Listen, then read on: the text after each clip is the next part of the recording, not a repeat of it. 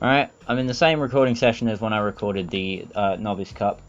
Like I said, I still don't know how long I have before someone gets home and busts me for recording. Actually, I think I do know how long. I think I've got about half an hour. So I can get this episode recorded, definitely. Wait. Go back. White color. Right.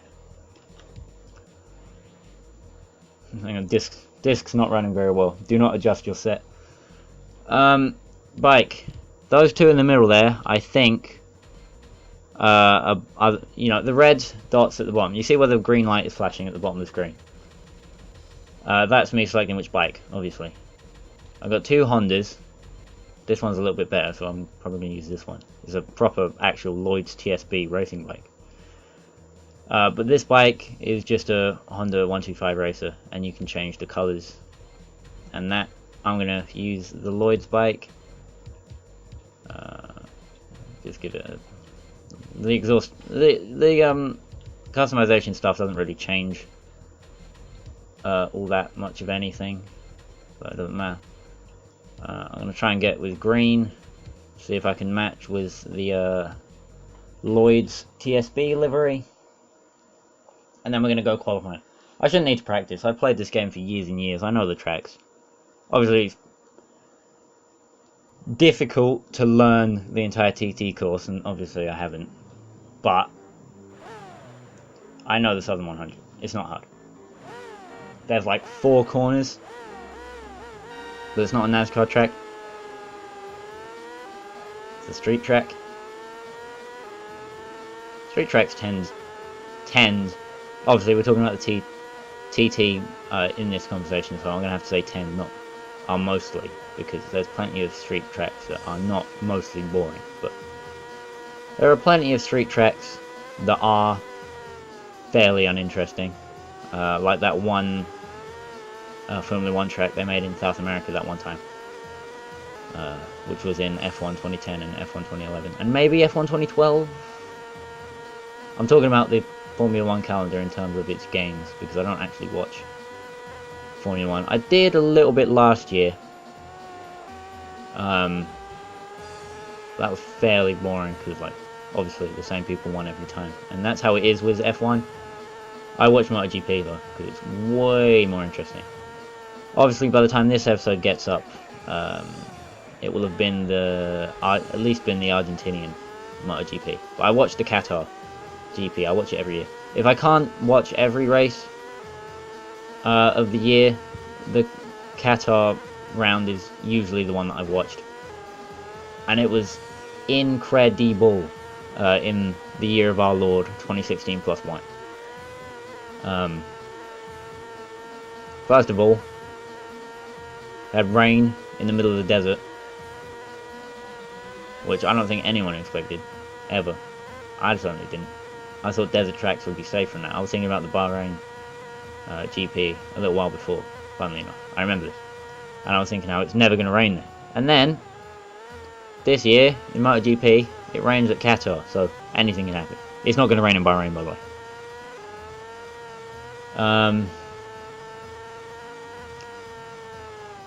What else?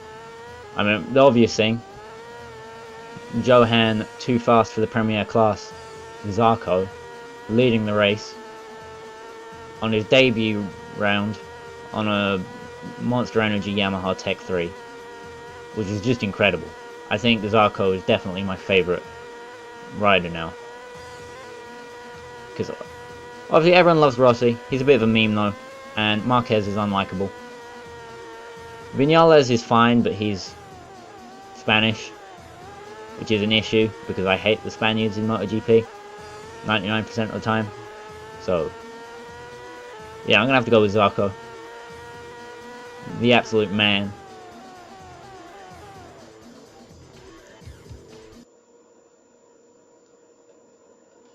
Anyway, qualified first place. Let's go on to the Southern 100. We're not going to be going 100 miles. I don't know what the 100 refers to in terms of Southern 100. I don't know if like it's the liter bikes do a 100 mile long race, or like there's 100 miles ridden in total by all the classes over the duration of the events at the Southern 100. Oh yeah, there's no green flag to start. You get the flag of the other man. And power wheelie. Get the front wheel down. Power wheelie on a 125. Can you believe it?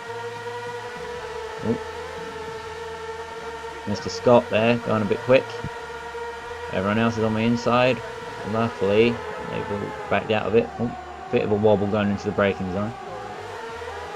Right. Unfortunately for me, his leathers are red, which means he's going to go faster. Okay, never mind. And he's got a red bike.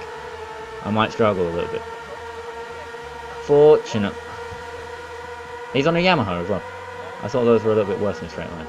Especially than the Lloyd's TSB bike here, which was, according to the stats, a tiny bit faster than the normal Honda.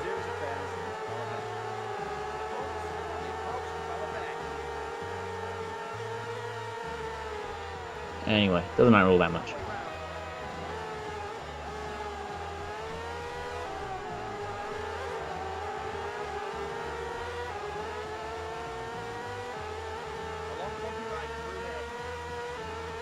Uh oh.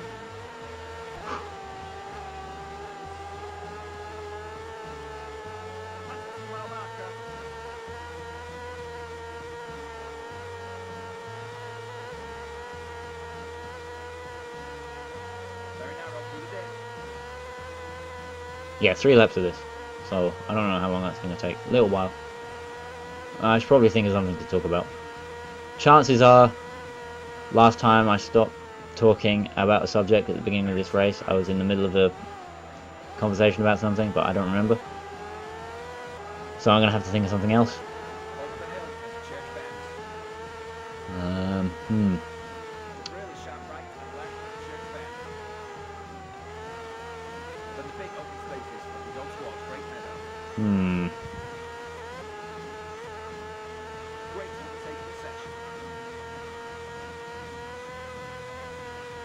Oh yeah, back to the Qatar Grand Prix. Unfortunately, it was very sad when Zarco crashed out of the lead. That I was crushed. I was in a basket weaving forum thread about the race while it was on, and you know, some good, decent quality banter. And then when Zarco crashed, for a couple of minutes it was banter stops, everyone feels sad. So I'm definitely going to be in. The actual races, back when I was watching Formula 1, it wasn't the races that were motivating. Well, I didn't watch Formula 1 very long. But when I did, it wasn't the actual races that were motivating me to watch, it was the threads. Nice list. I bet your parents are real proud. It was the threads about the races that were getting me involved because of all the bants and the memes.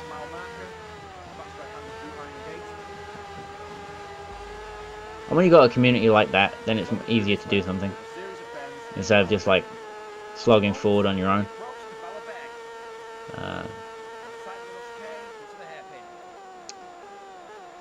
Speaking of which, YouTube channel, my YouTube channel, right now, 13 subscribers, which is actually less than my old channel, which has maybe like more than twice as many, and I haven't uploaded to in about 6 months. And when I did upload, it was like just half an hour of unedited, no commentary, Forza Motorsport 6 and 4 online multiplayer gameplay from league races. So I don't like the word esports. I don't like the concept of esports. It's called a league, and they've been around for years and years. I don't know what you'd call it when it comes to League of Legends or whatever that. Wait, hang on a minute. League of Legends. Really activates your almonds. You know what I'm saying? Really fires up those electrons. Or neutrons. I don't know. I'm not very good at chemistry either. That was a reference to the last episode where I said I'm not very good at maths. Because I didn't know my 6 times table, so I had to do my 5 times table and then add another 7 onto it. And then, I don't think I've remembered to take one away. But I'm pretty sure I worked out this game was going to take about 46 weeks to finish. If I do one full championship. No, wait, no. It's going to take longer than that because of all the events I didn't count. So I'm going to be playing this game for a year at least.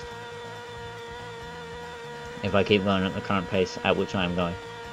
Well, I'm not going to be playing it for a year. Because I'm going to have recorded ahead of time and scheduled episodes to be uploaded ahead of time. I don't know if I'm going to stick to weekly uploads. I don't know if I'm going to keep running 4 series at the same time. I can do it. I can keep on top of it. It's fine. For the most part. Especially if I like record in bulk. Schedule everything and then delete it off my hard drive to make room for more stuff. Like, it works. It's fine. I can do it. I don't know if I'm okay with the massive amount of time it will take as things get uploaded. I don't know how that's gonna work. Rhino... Fuck. Rhino GT4, the guy I take a fair amount of my style from. Like, I take my style from all kinds of places, you know. But Rhino GT4, I think, was a channel that made me go, right, I can do it like that. Obviously, well, not obviously, but I watched a Digibro video the other week by now, which was the one about has complacency killed the internet, where he mentioned about how everyone was trying to rip off everyone else. And I thought, yeah, that's me.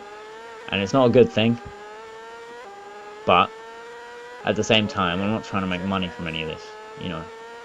Patreon is gay, ads are gay, everyone's a Jew except me.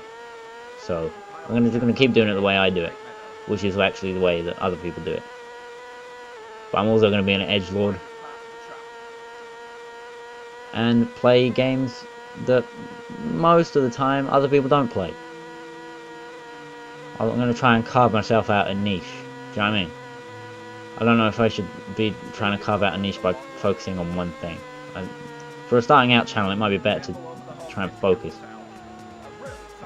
Or, yeah, because like back when I focused on doing Gran Turismo 3, those videos actually have a fair amount of views.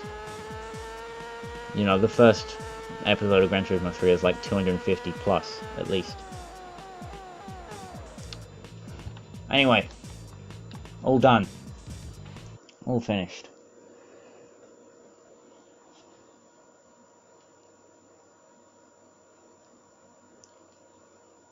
With the Southern 100.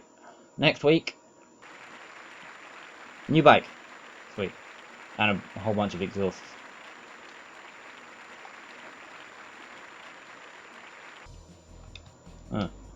Okay. Well, not this then. Next week we'll be doing Castle Town, which is the Southern 100 backwards.